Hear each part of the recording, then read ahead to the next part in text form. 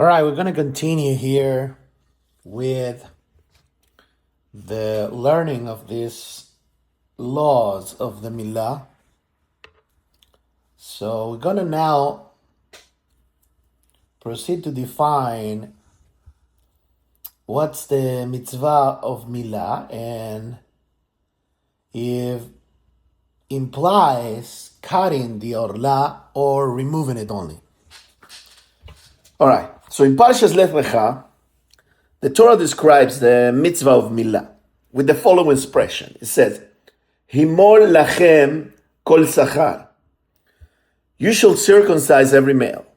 But how do we define the mitzvah and what exactly needs to be done to fulfill the Milah?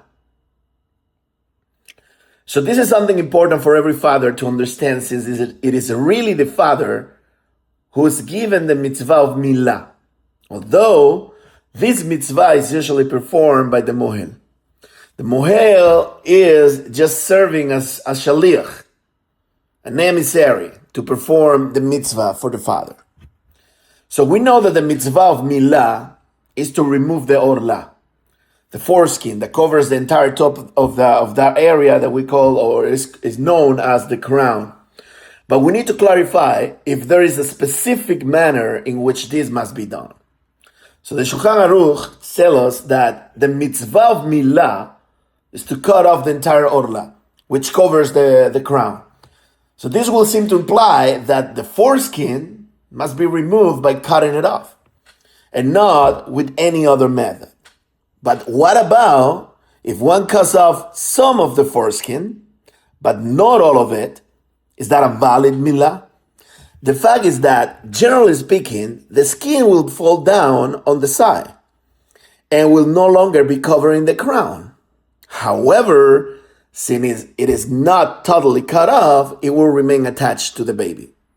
The question remains, if the foreskin is no longer covering that area, but was not detached from the skin, is that considered a fulfillment of the mitzvah of Milah? So the husband Adam discusses this very case and writes emphatically that such a milah is invalid and the child is considered an arel. So one who did not have a Bris Milah, that's what I mean, an arel.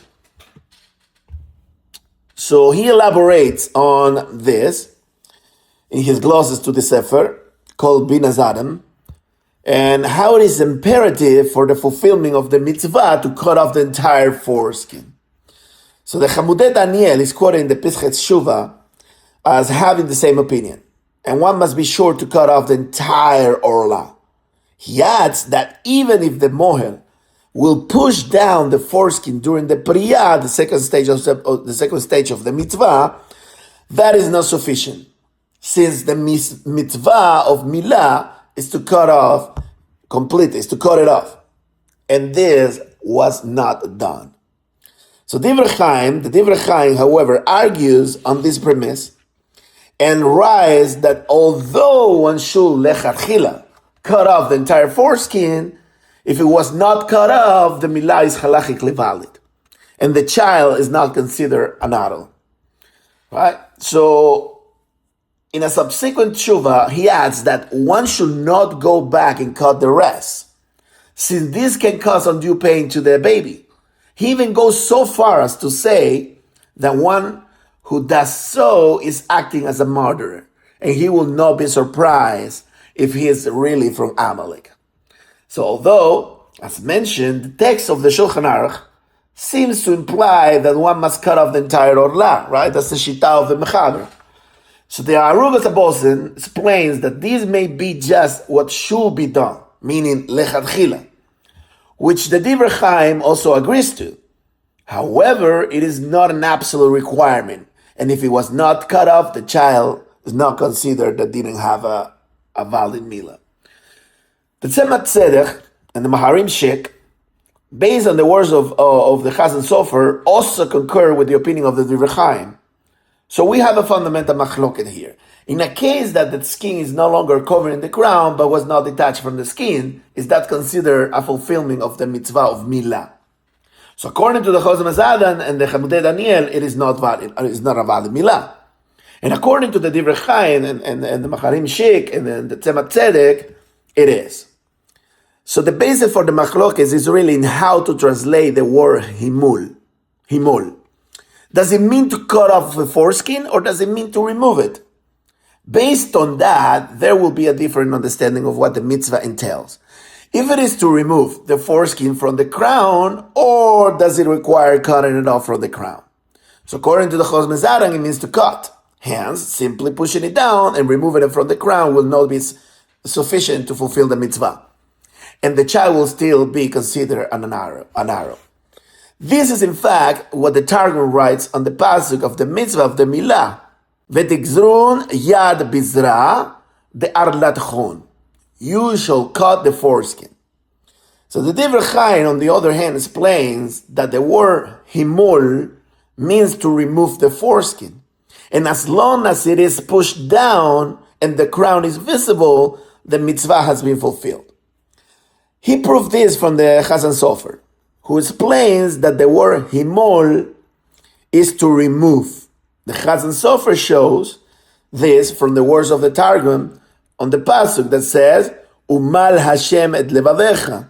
The Targum explains, V'ya'edeh Hashem yad tafshut libach, which means that Hashem will remove the silliness of your heart.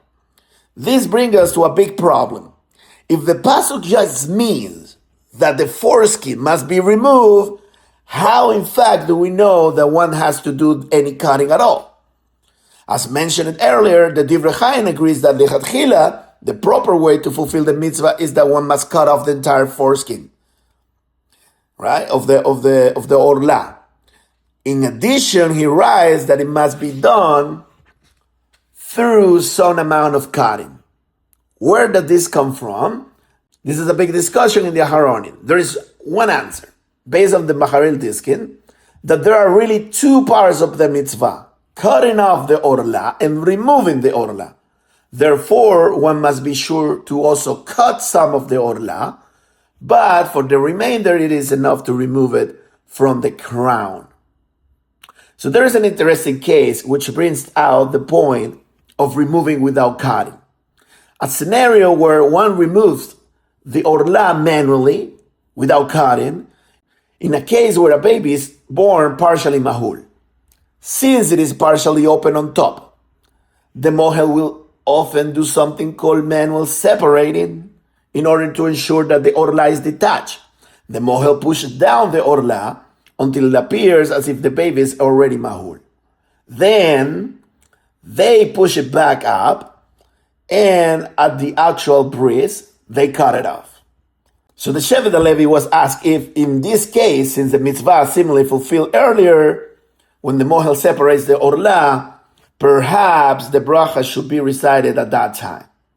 He rules based on the above that the bracha should not be recited until the actual cutting, since without cutting, there is no fulfillment of the mitzvah.